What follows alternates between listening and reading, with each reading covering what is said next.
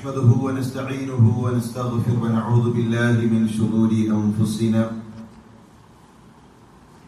ومن سيئات أعمالنا وأشهد أن لا إله إلا الله وحده لا شريك له وأشهد أن محمدا عبده ورسوله وإن محمدا عبده المصطفى ونبيه المجتبى ورسوله المرتضى وأنه خاتم الأنبياء وإمام الأتقياء وخليل رب العالمين وكل دعوى النبوة بعده فضي وهوى وهو المبعوث إلى عامة الجن وكافة الورى. اللهم صل على محمد وعلى آل محمد كما صليت على إبراهيم وعلى آل إبراهيم. اللهم بارك على محمد وعلى آل محمد كما باركت على إبراهيم وعلى آل إبراهيم إنك حميد مجيد. أما بعد فإن خير الحديث كتاب الله وخير الهدي هدي محمد صلى الله عليه وسلم وشر الأمور محدثاتها وكل محدثة بدعة وكل بدعة ضلالة وكل ضلالة في النار. أعوذ بالله من الشيطان الرجيم. يا أيها الذين آمنوا اتقوا الله حق تقاته ولا تموتن إلا وأنتم مسلمون. അല്ലാഹുവിനെ സൂക്ഷിച്ച് അവനെ വഴിപ്പെട്ട് ജീവിക്കണമെന്ന് ഉണർത്തുകയാണ്, വസിയത്ത് ചെയ്യുകയാണ്. അല്ലാഹുവിന്റെ റസൂൽ സല്ലല്ലാഹു അലൈഹി വസല്ലം തങ്ങളുടെ ഖുതുബകൾക്ക് സ്വാധീനമുണ്ടായിട്ടുണ്ട്. ആ ഖുതുബകളിലൂടെ പരിവർത്തനങ്ങൾ ഉണ്ടായിട്ടുണ്ട്. റസൂലുള്ളാഹി സ്വല്ലല്ലാഹു അലൈഹി വസല്ലം ഖബറിനെ കുറിച്ച് ഖുതുബ നിർവഹിച്ചപ്പോൾ ഹദീസുകളിൽ കാണാം, ഖുതുബ കഴിഞ്ഞ് സ്വഹാബത്ത് തിരിച്ചു പോകുന്നില്ല. അവരവരുടെ കച്ചവടങ്ങളെ കുറിച്ച് മറന്നു. അവരുടെ വീടും അവരുടെ ദുനിയാവും അവരുടെ മറ്റു കാര്യങ്ങളും അവർ മറന്നുപോയി. തങ്ങളുടെ വീട്ടിലേക്ക് തിരിച്ചു പോകാതെ പ്രാർത്ഥനകളോടുകൂടെ പള്ളിയിൽ കഴിയുന്ന രൂപത്തിലായിരുന്നു റസൂലുള്ളാഹി സ്വല്ലല്ലാഹു അലൈഹി വസല്ലം തങ്ങളുടെ സംസാരം. ഖബർ എന്നുള്ളത് നമ്മുടെ ചിന്തയിൽ ഉണ്ടാകേണ്ട വീടാണ്. നമ്മളൊരു പുതിയ വീട് നിർമ്മിക്കുമ്പോൾ, പ്രത്യേകിച്ച് പ്രവാസികളായ ആളുകൾ നാട്ടിൽ പണി നടക്കുമ്പോൾ അതിന്റെ ഓരോ ചിത്രങ്ങളും അയച്ചു നൽകാൻ ആവശ്യപ്പെടും. ആ ഫോട്ടോ നമ്മളിങ്ങനെ നോക്കിക്കൊണ്ടേയിരിക്കും. അതിന്റെ ഓരോ ഘട്ടങ്ങളും കൗതുകത്തോടുകൂടെയാണ് നമ്മൾ നോക്കി നിൽക്കാറുള്ളത്. പക്ഷെ എത്ര കാലമാണ് ദുനിയാവിലെ വീട്ടിൽ നമ്മൾ കഴിയുക? ഈ ദുനിയാവിലുള്ള വീടിനേക്കാൾ നമുക്ക് കഴിയാനുള്ളത് ഖബറിലാണ്, ബർസഖിലാണ്. ആ ഒരു വീട് എത്രത്തോളം നമ്മൾ നോക്കി നിന്നിട്ടുണ്ട്, എത്ര നമ്മുടെ ചിന്തകളിൽ കടന്നു വന്നിട്ടുണ്ട്.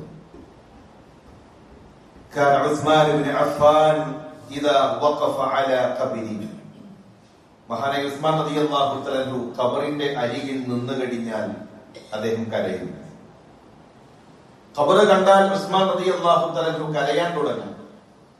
ഫഖീല ലഹു, അദ്ദേഹത്തോട് ചോദിക്കപ്പെട്ടു, ഉസ്മാൻ, സ്വർഗത്തെ കുറിച്ച് കേൾക്കുമ്പോൾ ഉണ്ടാകാത്ത, നരകത്തെ കുറിച്ച് കേൾക്കുമ്പോൾ ഉണ്ടാകാത്ത അത്രയും ശക്തമായ കരച്ചിലാണല്ലോ ഖബർ കാണുമ്പോൾ നിങ്ങൾക്കുള്ളത്.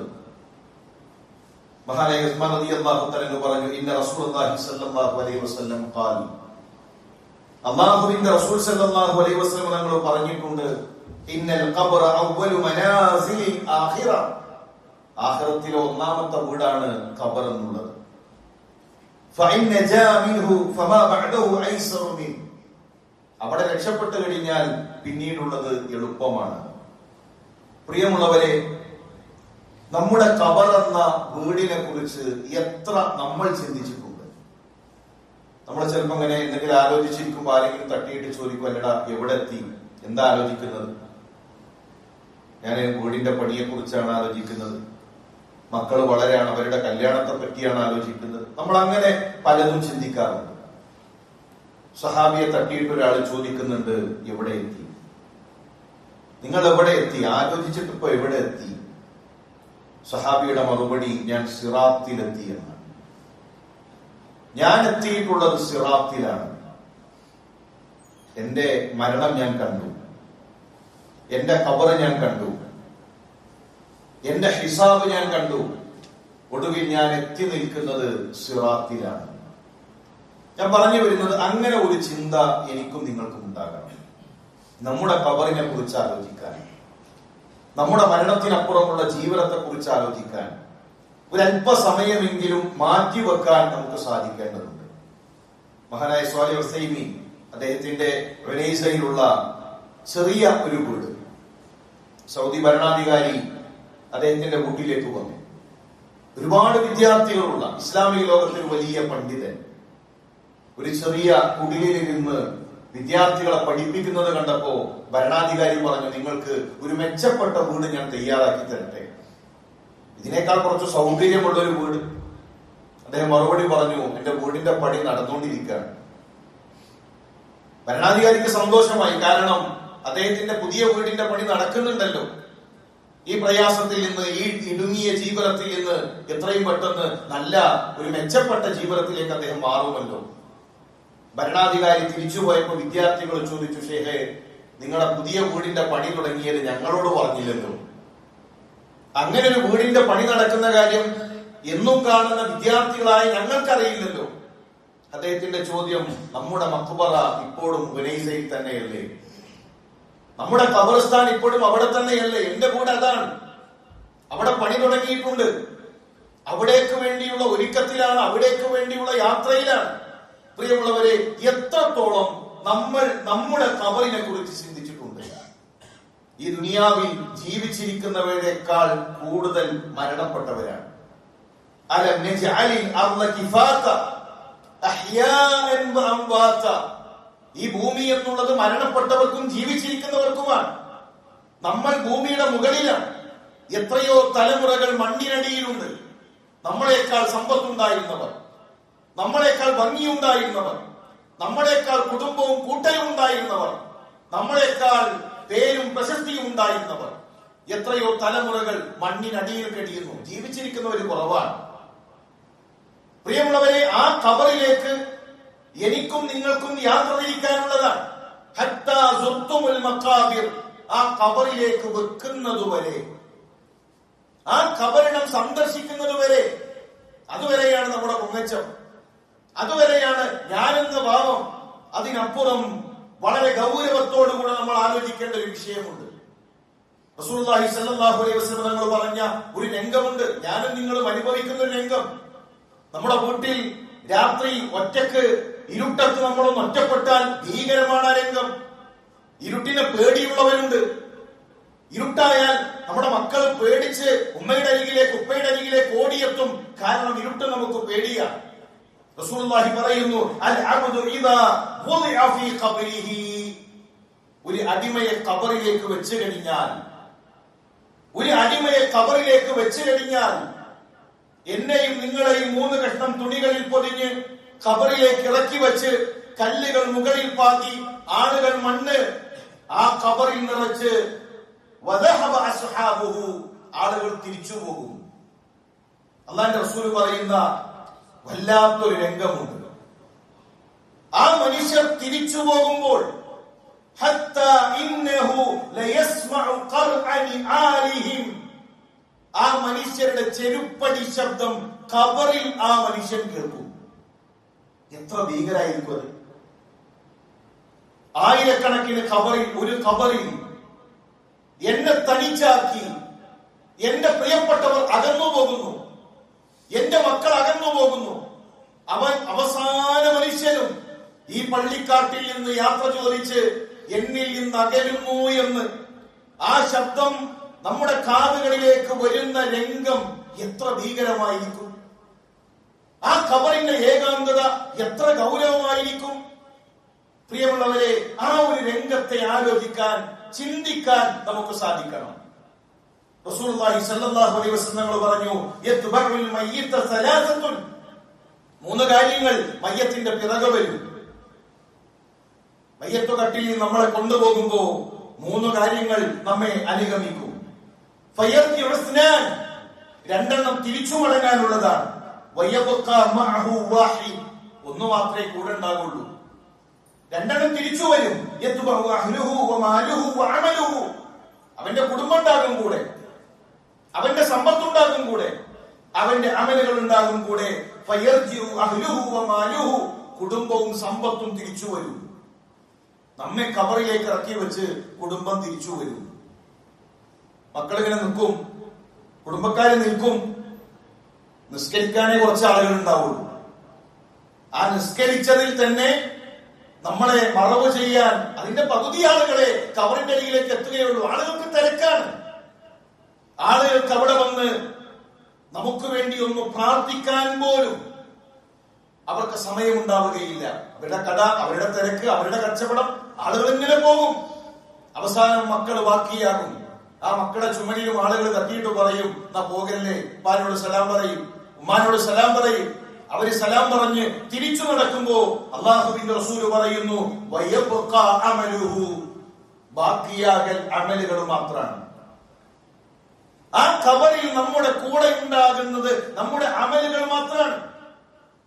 അതുകൊണ്ടാണ് അലി റളിയല്ലാഹു തആല ബഖീയിലേക്ക് വരുന്ന രംഗന്റെ ചരിത്രത്തിൽ, ബഖീ ഖബർസ്ഥാനിലേക്ക് വന്ന അലി റളിയല്ലാഹു തആല പറയാണ്, അസ്സലാമു അലൈക്കും യാ അഹ്ലൽ മഖാബിർ, ഖബറാളികളെ അല്ലാഹുവിന്റെ രക്ഷയും സമാധാനവും ഉണ്ടാകട്ടെ. അഖ്ബാർ മാ ഇൻദനാ മിൻകും, ഇതാ അലി ഇവിടെ വന്നു നിൽക്കുന്നത് എന്തിനാണെന്ന് അറിയുമോ? നിങ്ങളെ കുറിച്ച് ചില വാർത്തകൾ അറിഞ്ഞിട്ടുണ്ട്. ഖബറിൽ കിടക്കുന്ന മനുഷ്യരെ ചില വാർത്തകൾ അലി അറിഞ്ഞിട്ടുണ്ട്. അതുകൊണ്ടാണ് ഞാൻ ഇവിടെ എത്തിയിട്ടുള്ളത്. അന്നനിസാഅക്കും ഖദ് തസവ്വജ്ന, ഭർത്താക്കന്മാരെ, ഭാര്യമാരുടെ കല്യാണം കഴിഞ്ഞു. മരുഭൂമിയിൽ കഷ്ടപ്പെട്ടത്, അധ്വാനിച്ചത് എന്റെ കുടുംബം, എന്റെ ഭാര്യ, നമ്മുടെ കുടുംബത്തിനാണ്. നിങ്ങളുടെ മരണത്തിന് ശേഷം അവരുടെ ഇത്തയുടെ കാലം കഴിഞ്ഞു, മറ്റൊരുത്തൻ മഹർ കൊടുത്തവളെ സ്വീകരിച്ചു, നിങ്ങൾ കിടന്ന കിടക്കയിൽ മറ്റൊരുത്തന്റെ കൂടെ അവൾ അന്തി ഉറങ്ങുന്നു. ഭാര്യമാരുടെ കല്യാണം കഴിഞ്ഞു, ഭാര്യമാരെ ഭർത്താക്കന്മാരുടെ കല്യാണം കഴിഞ്ഞു. ധനികന്മാരെ സമ്പത്ത് വീതിച്ചെടുത്തു. കാറ് മകന്റെ കയ്യിലാണ്, മൊബൈൽ മകന്റെ കയ്യിലാണ്. നിങ്ങളുടെ വസ്ത്രങ്ങൾ പോലും, നിങ്ങൾ ധരിച്ച ചെരുപ്പ് പോലും മറ്റൊരുത്തന്റേതായി കഴിഞ്ഞു. ഒന്നും നിങ്ങളുടേതില്ല. സമ്പത്തൊക്കെ വീതിച്ചു കഴിഞ്ഞു. സുമ്മബക്ക, പിന്നീട് മഹാനായ അലി റളിയല്ലാഹു തആല ആ ഖബർസ്ഥാനിൽ പൊട്ടിക്കരയുകയാണ്. എന്നിട്ട് അദ്ദേഹം പറയുന്നത്, ഖബറാളികളെങ്ങാനും ഉത്തരം നൽകുമായിരുന്നുവെങ്കിൽ, അലിയുടെ സംസാരം ഖബറാളികൾ കേൾക്കുമായിരുന്നുവെങ്കിൽ, അവരൊന്നടങ്കം പറയുമായിരുന്നു, അന്ന ഖൈറസാലി തഖ്വ, അലിയേ, അലിയേ, ഈ ഖബറിൽ ഞങ്ങൾക്ക് ഉപകാരപ്പെട്ടത് തഖ്വയാണ്, ദുനിയാവിൽ ഞങ്ങൾ നേടിയ അമലുകളാണ് എന്ന് ഖബറാളികൾ പറയുന്നു. പ്രിയമുള്ളവരെ, ഖബറിൽ നമുക്ക് ബാക്കിയാകുന്നത് നമ്മുടെ അമലാണ്. ദുനിയാവ് നമ്മളെ മതിച്ചു കളയരുത്, ദുനിയാവ് നമ്മെ മറപ്പിച്ചു കളയരുത്. ആ ഖബർ എന്ന ചിന്ത നമ്മുടെ മനസ്സിലുണ്ടാകണം. മഹാനായ ഉമർ ബിൻ അബ്ദുൽ അസീസ് ജനാസയുമായി ഖബർസ്ഥാനിലേക്ക് എത്തി. ഖബറിന്റെ പണി കഴിഞ്ഞിട്ടില്ല, ആളുകളെ വിളിച്ചുകൂട്ടി. ഒരു ഉപദേശം നൽകാൻ ഏറ്റവും നല്ല സമയമാണ്. ആളുകൾ ഇങ്ങനെ കാതുകുറിപ്പിച്ചു. അവിടെയുള്ള ഖബറുകൾ ചൂണ്ടിയിട്ട് ഉമർ ബിൻ അബ്ദുൽ അസീസ് ചോദിക്കുന്നു, ആരുടേതാണ് ഈ ഖബറുകൾ എന്നറിയുമോ? നിങ്ങൾ കാണുന്ന ഈ ഖബറുകൾ ആരുടേതാണെന്ന് അറിയുമോ? അമവി രാജാക്കന്മാരുടെ ഖബറുകളാണ്. മുആവിയയുടെ ഖബർ, യസീദിന്റെ ഖബർ, അബ്ദുൽ മലിക് ബിൻ മർവാന്റെ ഖബർ, രാജാക്കന്മാരുടെ, ഖലീഫമാരുടെ, ഭരണാധികാരിയുടെ ഖബർ. നിങ്ങൾ കണ്ടില്ലേ മണ്ണ്? ആ ഖബറിന്, രാജാക്കന്മാരുടെ ഖബറിന് മണ്ണൊരു പ്രത്യേകതയും കൽപ്പിച്ചിട്ടില്ല. എല്ലാ ഖബറും ഒരുപോലെയാണ്. എങ്കിൽ ഗൗരവത്തോടുകൂടെ ആ ഒരു ദിവസത്തെ, നമ്മുടെ ഖബറിലെ ജീവിതത്തെ നമ്മൾ ആലോചിക്കണം. ബാക്കിയാകുന്നത് അമലാണ്. ഒരുപാടുണ്ട് എന്ന് നമ്മുടെ മനസ്സിൽ തോന്നരുത്. ഞാനൊക്കെ ഒരുപാട് പ്രവർത്തിച്ചിട്ടുണ്ട്, ഖബറിലേക്ക് ഒരുപാട് സമ്പാദ്യമുണ്ട് എന്ന് നമുക്ക് തോന്നരുത്. ശൈത്താൻ പറയും ഒരുപാടുണ്ട്. ഉമർ റളിയല്ലാഹു തആല മരണാസന്നമായി കിടക്കാൻ മകൻ അബ്ദുള്ളയുടെ മടിത്തട്ടിൽ തല വെച്ച് കിടക്കുന്ന ഉമർ റളിയല്ലാഹു തആല പറയുന്നത്, അബ്ദുള്ള, ഉപ്പയുടെ തല ഒന്ന് മണ്ണിൽ വെക്കണം, ഉപ്പാന്റെ തല ഒന്ന് മണ്ണിൽ വെക്കണം. ആരാ പറയുന്നത്? ഉമർ റളിയല്ലാഹു തആല. ഉമർ റളിയല്ലാഹു തആല തല മണ്ണിൽ വെച്ചു. വെറും മണ്ണിൽ കിടക്കാൻ ഇസ്ലാമിക ലോകത്തില ഭരണാധികാരി. എന്നിട്ട് ഉമർ റളിയല്ലാഹു തആല പറയുന്നത്, വൈലുൽ ഉമർ, വൈല ഉമർ, ഉമറിന്റെ കാര്യം പ്രയാസമാണ്, ഉമറിന്റെ കാര്യം പ്രയാസമാണ്. അല്ലാഹു ഉമറിന് പുറത്തു നൽകിയിട്ടില്ല എങ്കിൽ. പ്രിയമുള്ളവരെ, ആ ഉമർ റളിയല്ലാഹു തആലയെ എനിക്കൊരു പ്രയാസവുമില്ലാതെ സ്വർഗത്തിലേക്ക് എത്താം, എനിക്കൊരുപാട് അമലുകളുണ്ട് എന്ന് തോന്നിയിട്ടില്ല. രാത്രി ആരും കാണാതെ ഒരു വൃദ്ധയുടെ വീട്ടിൽ ചെന്ന് അവരുടെ മലമൂത്ര വിസർജനം വൃത്തിയാക്കിയ, സ്വന്തം ഉമ്മയല്ല, കുടുംബ ബന്ധമില്ല, അയൽപക്ക ബന്ധമില്ല, ഭരണാധികാരിയായതിന്റെ പേരിൽ തന്റെ നാട്ടിൽ പ്രയാസപ്പെടുന്ന ഒരാളുടെ വിഷയത്തിൽ റബ്ബിന്റെ കോടതിയിൽ മറുപടി പറയേണ്ടി വരുമോ എന്ന് പേടിച്ച് അവർക്ക് വേണ്ട കാര്യങ്ങളെല്ലാം തയ്യാറാക്കി ആരോടും പറയാതെ തിരിച്ചു നടന്ന ചക്രവർത്തിയാണ്, ഭരണാധികാരിയാണ് പരലോകത്തെ പേടിക്കുന്നത് എങ്കിൽ പ്രിയമുള്ളവരെ, നമ്മുടെ അമൽ എത്രയാണ്? മദീന പള്ളിയിൽ ഒരു ശബ്ദം കേൾക്കും, സ്വഹാബത്ത് നിസ്കാരം കഴിഞ്ഞ് ഓടി വരും, താഴെ കൊണ്ട് പെടയുന്നുണ്ടായിരിക്കും അബൂ ഹുറൈറ റളിയല്ലാഹു തആല അൻഹു. എന്തേ കാരണം? സ്വഹാബത്ത് പേടിച്ചു, രോഗമാണെന്ന്. അദ്ദേഹം പറഞ്ഞു, രോഗമല്ല, അബൂ ഹുറൈറയെ ബോധം കെടുത്തിയത് രോഗമല്ല, പട്ടിണിയാണ്, വിശപ്പാണ്. അല്ലാഹുവിന്റെ റസൂൽ സല്ലല്ലാഹു അലൈഹി വസല്ലം തങ്ങളുടെ കൂടെ ഹദീസ് പഠിക്കാൻ ചടങ്ങിരുന്ന് വിശപ്പ് സഹിക്കാൻ കഴിയാതെ മസ്ജിദുൻ നബവിയിൽ ബോധം നഷ്ടപ്പെട്ടു വീണ അബൂ ഹുറൈറ റളിയല്ലാഹു തആല അൻഹു. മരിക്കാൻ നേരത്ത് സഹാബത്ത് ചോദിക്കണം, അബൂ ഹുറൈറ എന്തിന് കരയണം? ഒറ്റ മറുപടിയുള്ളൂ, അസ്സഫറു തവീൽ, സുദീർഘമായ യാത്രയാണ്, മരിക്കുന്നതോടുകൂടെ തീരുന്നില്ല. അല്ലദീ ഖലഖൽ മൗത വൽ ഹയാത്ത്, ആദ്യം മൗത്താണ്, പിന്നെയാണ് ഹയാത്ത്. മരണത്തിനപ്പുറമുള്ള ഒരു യാത്രക്ക് ഞാനിതാ തയ്യാറായി നിൽക്കാൻ, കൊണ്ടുപോകാൻ ഒന്നുമില്ല. വസാദു ഖലീൽ, അബൂ ഹുറൈറയുടെ കൈകളിലുള്ള സമ്പാദ്യം വളരെ കുറവാണ്. ഒരു യാത്ര പോകുമ്പോൾ നമ്മൾ നോക്കൂലേ, ചാർജർ വെച്ചോ, മൊബൈൽ വെച്ചോ, പേഴ്സ് വെച്ചോ, ഡ്രസ് വെച്ചോ, പാസ്പോർട്ട് റെഡിയാണോ, ഒക്കെ നമ്മൾ നോക്കാറില്ലേ? പ്രിയമുള്ള സഹോദര, പെട്ടെന്ന് തീരുന്ന ഈ ജീവിതത്തിൽ കൊണ്ടുപോകാൻ നമ്മുടെ കൈകളിൽ എന്താണുള്ളത്? തിരൂർ റെയിൽവേ സ്റ്റേഷനിൽ നിൽക്കുന്ന സമയത്ത് രാവിലെ തൃശ്ശൂരിലേക്കുള്ളൊരു യാത്രയിൽ ട്രെയിൻ ഇങ്ങനെ വന്നു നിന്നിട്ടുണ്ട്. ട്രെയിൻ അതിങ്ങനെ ഓടിത്തുടങ്ങിയപ്പോൾ ഒരു ചെറുപ്പക്കാരൻ ഇറങ്ങി, ട്രാക്കിലേക്ക് അയാൾ വീണു. ആ ചെറുപ്പക്കാരൻ മരണപ്പെട്ടു. 27 വയസ്സുള്ള ഒരു ചെറുപ്പക്കാരൻ. ഉദ്യോഗസ്ഥർ ഉടനെ ഓടി വന്ന് ഒരു പ്ലാസ്റ്റിക് കവറിൽ ആ മാംസങ്ങൾ ഇങ്ങനെ ഒരുമിച്ചു കൂട്ടി, ഒരു മരച്ചുവട്ടിൽ കയറുകൊണ്ട് കെട്ടി ആ പ്ലാസ്റ്റിക് കവർ നീക്കി വെച്ചിട്ടുണ്ട്. ചില സ്ത്രീകൾ വന്ന് പ്ലാറ്റ്ഫോം അടിച്ചു വൃത്തിയാക്കി, റെയിൽവേ ട്രാക്ക് അടിച്ചു വൃത്തിയാക്കി. ഒരാൾ ആ സ്റ്റേഷനിൽ വന്നാൽ അങ്ങനെ ഒരു സംഭവം നടക്കാത്തതുപോലെ യാത്രക്കാർ വേഗത്തിൽ ഓടിക്കൊണ്ടിരിക്കുന്നു. കച്ചവടക്കാർ അവിടെ വഴികളിൽ അവരുടെ കച്ചവടം നടത്തിക്കൊണ്ടിരിക്കുന്നു.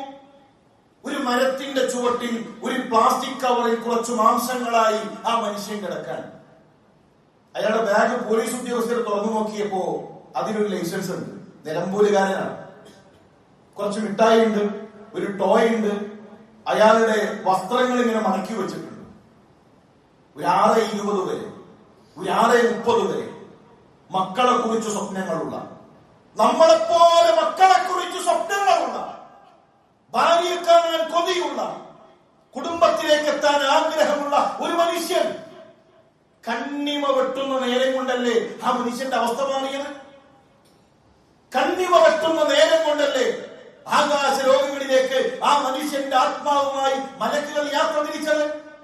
എങ്കിൽ പ്രിയമുള്ളവരെ, ഈ ഓട്ടത്തിനിടയിൽ എവിടെയെങ്കിലും നമ്മളൊന്ന് വീണുപോയാൽ, നമ്മുടെ മരണമെത്തിയാൽ, അതിനു മുമ്പ്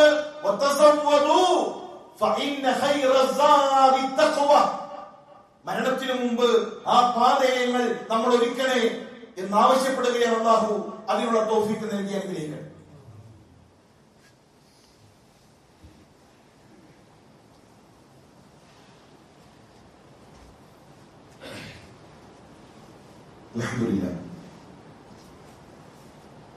അൽഹംദുലില്ലാഹി റബ്ബിൽ ആലമീൻ വസ്സലാത്തു വസ്സലാമു അലാ റസൂലില്ലാഹി വഅലാ ആലിഹി വസഹ്ബിഹി അജ്മഈൻ. അല്ലാഹുവിനെ സൂക്ഷിച്ച് അവനെ വഴിപ്പെട്ട് ജീവിക്കണമെന്ന് ഉണർത്തുകയാണ് വസിയത്ത് ചെയ്യുക. അല്ലാഹു നൽകിയ വലിയ നിഅമത്താണ് ഈ ഒരു പള്ളി, ഇത്തരം സംവിധാനങ്ങൾ. ഇവിടെയുള്ള നന്മകളിൽ നമ്മൾ മുന്നിട്ടിറങ്ങണം. ആരെങ്കിലും നമ്മുടെ പിറകെ കൂടി അങ്ങനെയല്ല നമ്മളൊരു നന്മയിലേക്ക് വരേണ്ടത്. നമ്മൾ കണ്ടറിയണം. ഇവിടെ ഒരുപാട് നന്മകൾ നമ്മൾ തുടങ്ങി വെക്കണം. റസൂലുള്ളാഹി സ്വല്ലല്ലാഹു അലൈഹി വസല്ലം തങ്ങളുടെ സദസ്സിൽ അല്ലാഹുവിന്റെ റസൂൽ പറഞ്ഞു 70,000 ആളുകൾ വിചാരണ കൂടാതെ സ്വർഗത്തിലെത്തും. ഉടനെ ഉക്കാശ റളിയല്ലാഹു തആല ചോദിച്ചു, അല്ലാഹുവിന്റെ റസൂലേ, അതിനെനിക്കൊരു അവസരം, വിചാരണയില്ലാതെ ഹിസാബില്ലാതെ അദാബില്ലാതെ സ്വർഗത്തിലെത്തുന്നവരിൽ അല്ലാഹുവിന്റെ റസൂലേ എനിക്കൊരു അവസരം. അൻത മിൻഹും, താങ്കൾ അതിൽപ്പെട്ട വ്യക്തിയാണ്, താങ്കൾക്ക് അവസരമുണ്ട്. അത് കണ്ടപ്പെടുത്താതെ ചോദിച്ചു, നബിയെ എനിക്ക് അവസരം? നബിയെ ഞാനും. സബഖക ഉക്കാശ, ഉക്കാശ കൊണ്ടുപോയി മുന്നിട്ടിറങ്ങിയത് അദ്ദേഹമാണ്. ആളുകളൊക്കെ ഇനി ഇൻഷാ അല്ലാഹ് ആളുകൾ ഈ സംവിധാനങ്ങളുടെ ഭാഗമാകും. ഹൃദയങ്ങളിൽ മാറ്റങ്ങൾ ഉണ്ടാകും. അപ്പോഴല്ല നമ്മൾ ഇത്തരം നന്മകളിലേക്ക് വരേണ്ടത്. നമ്മൾ മുന്നിൽ നിൽക്കുക. ഏത് നന്മയുണ്ടോ അത് കണ്ടറിഞ്ഞ് ആ നന്മയുടെ ഭാഗം നമ്മൾ ചേർന്ന് നിൽക്കുക. റസൂലുള്ളാഹി സ്വല്ലല്ലാഹു അലൈഹി വസല്ലം തങ്ങൾ പള്ളിയിലേക്ക് വന്നു. പള്ളി അടിച്ചു വാരുന്ന ഒരു പെണ്ണുണ്ടായിരുന്നു. അവരെ കുറിച്ച് ചോദിച്ചു. ഹദീസിൽ അവരുടെ പേരില്ല. സൈനബാണോ, ആയിഷയാണോ, ഫാത്തിമയാണോ? ആ പെണ്ണിന്റെ പേര് ഇസ്ലാമിക ചരിത്രത്തിൽ എവിടെയുമില്ല. നൂറുകണക്കിന് റിവായത്തുകളിലൂടെ നമ്മളിലേക്ക് എത്തിയ ഒരു ചരിത്രം. പക്ഷേ ആ സ്വഹാബ വനിതയുടെ പേരോ നാടോ ഒന്നും എവിടെയുമില്ല. കറുത്തൊരു സ്ത്രീ. റസൂലുള്ളാഹി ചോദിച്ചു, അവരെവിടെ? അവർ മരണപ്പെട്ടു. എന്തുകൊണ്ട് അറിയിച്ചില്ല? ഹദീസിൽ കാണാം, സ്വഹാബത്തിന് തോന്നി അതൊരു ചെറിയ കാര്യമല്ലേ. പള്ളി അടിച്ചു വാരുന്നൊരു പെണ്ണ്, ആ പെണ്ണിന്റെ വിഷയം നബിയോട് പറയണോ? സെക്രട്ടറി പ്രസിഡന്റ് ഒന്നല്ലല്ലോ, സാമ്പത്തികമായി സഹായിക്കുന്ന ആളല്ലല്ലോ, പള്ളി അടിച്ചു വാരുന്നൊരു പെണ്ണല്ലേ. അല്ലാഹുവിന്റെ റസൂൽ സല്ലല്ലാഹു അലൈഹി വസല്ലം തങ്ങൾ അവരുടെ ഖബറിനരികിലേക്ക് ചെല്ലുന്നു. ആ ഖബറിനരികിൽ നമസ്കരിക്കുന്നു, പ്രാർത്ഥിക്കുന്നു. ലോകാവസാനം വരെ മുസ്ലിം ഉമ്മത്ത് ആ പെണ്ണിന്റെ ചരിത്രം പഠിക്കുന്നു. എന്തേ കാരണം? ആ മസ്ജിദുൻ നബവിയിൽ, റസൂലുള്ളാഹിയുടെ പള്ളിയിൽ ആ മാലിന്യം അടിച്ചുവാരി വൃത്തിയാക്കുക എന്ന അമൽ അവർ ചെയ്തത് നിഷ്കളങ്കമായിട്ടായിരുന്നു, ഇഖ്ലാസോടുകൂടെയായിരുന്നു. ലോകാവസാനം വരെ അവരുടെ ചരിത്രം ഓർമ്മിപ്പിക്കപ്പെടും. എങ്കിൽ പ്രിയമുള്ളവരെ, പള്ളിയുമായി നിഷ്കളങ്കമായി ബന്ധം ചേർത്ത് വെച്ചുകൊണ്ട് നമുക്ക് എന്താണോ അള്ളാഹുവിന്റെ ഭവനത്തിന് വേണ്ടി ചെയ്യാൻ കഴിയുക, അത്തരം നന്മകൾ ചെയ്ത് മുന്നോട്ട് പോവുക. അള്ളാഹു ഒരുപാട് ഖൈറുകൾക്ക് ഈ ഒരു ഭവനം കാരണമാക്കി തീർക്കുമാറാകട്ടെ. നമ്മളിൽ രോഗികളായി പ്രയാസപ്പെടുന്ന പലരുമുണ്ട്. ഒരു ചെറുപ്പക്കാരൻ രോഗം കൊണ്ട് പരീക്ഷിക്കപ്പെടുകയാണ്. അള്ളാഹു പൂർണ്ണമായ ആഫിയത്ത് നൽകി, ആരോഗ്യം നൽകി, തിരിച്ചു വരാനുള്ള തൗഫീഖ് നൽകി അനുഗ്രഹിക്കട്ടെ. നമ്മൾ പ്രാർത്ഥിക്കുക. പ്രാർത്ഥിക്കാനാണ് നമ്മളോട് പറഞ്ഞത്. നമ്മൾ ചെയ്യാം. മാറ്റങ്ങൾ സൃഷ്ടിക്കുന്നത് റബ്ബാണ്. മൂസാ നബി അലൈഹി ഇസ്ലാമിനോട് കടലിൽ അടിക്കാനാ പറഞ്ഞത്. കടലിൽ അടിക്കാതെ ആ കടലിനെ പിളർത്താൻ റബ്ബിന് കഴിയും. കടലിൽ അടിക്കാതെ കടലിനെ പിളർത്താൻ റബ്ബിന് കഴിയും. മൂസ കടലിൽ അടിക്കുക. മൂസാ നബി ചെയ്യേണ്ട പണി അതാണ്. മറിയം ബിബിയോട് പറഞ്ഞു, ഈത്തപ്പഴം മരം ഒന്ന് പിടിച്ചു കുളിക്കണം. 10 ആള് പിടിച്ചു കുളിക്കിയാലും ഈത്തപ്പഴം മരം ഒന്നും സംഭവിക്കാൻ പോകുന്നില്ല. പക്ഷെ മറിയം അതൊന്ന് പിടിച്ചു കുലിക്കുക. ഈത്തപ്പഴം പൊടിയും. അത് പിടിച്ചു കുലിക്കാതെ പൊടിക്കാൻ റബ്ബിന് കഴിയും. പക്ഷെ നമ്മൾ ചെയ്യേണ്ട ചില കാര്യങ്ങളുണ്ട്. നമ്മളത് ചെയ്യുക. ജീവിതത്തിലെ പ്രതിസന്ധികളിൽ എത്ര ശക്തമായ രോഗങ്ങൾ നമ്മുടെ കൺമുന്നിൽ വന്നാലും റബ്ബ് പറഞ്ഞു ചോദിക്കാൻ, പ്രാർത്ഥിക്കാൻ. പടച്ചോൻ ഇഷ്ടാണ് ചോദിക്കുന്നത്. നമ്മൾ ചോദിക്കുക, നമ്മൾ പ്രാർത്ഥിക്കുക. അല്ലാഹു പൂർണ്ണമായ ശമനം നൽകി, ശിഫ നൽകി അനുഗ്രഹിക്കുമാറാകട്ടെ. നമ്മുടെ മാതാപിതാക്കൾ അല്ലാഹുവേ അവർക്ക് സ്വർഗം നൽകി അനുഗ്രഹിക്കണമേ. മാറി മറിയുന്ന നമ്മുടെ ഹൃദയത്തെ ദീനിൽ ഉറപ്പിച്ചു നിർത്തണമേ റഹ്മാനെ. ഫലസ്തീനിൽ പരീക്ഷിക്കപ്പെടുന്ന മുസ്ലിം സഹോദരന്മാർ അല്ലാഹുവേ അവർക്ക് അവരുടെ നാട് നൽകി ഇസ്സത്ത് നൽകി അനുഗ്രഹിക്കണമേ. അല്ലാഹുമ്മ ഹ്ഫിദിൽ മുഅ്മിനീന വൽ മുഅ്മിനാത്ത് വൽ മുസ്ലിമീന വൽ മുസ്ലിമാത്ത്. ربنا يا مقلب القلوب ثبت قلوبنا على دينك. ربنا لا تجعل فتنتنا في ديننا. ربنا تقبل منا انك انت السميع العليم وتب علينا انك انت التواب الرحيم. امين امين برحمتك يا ارحم الراحمين.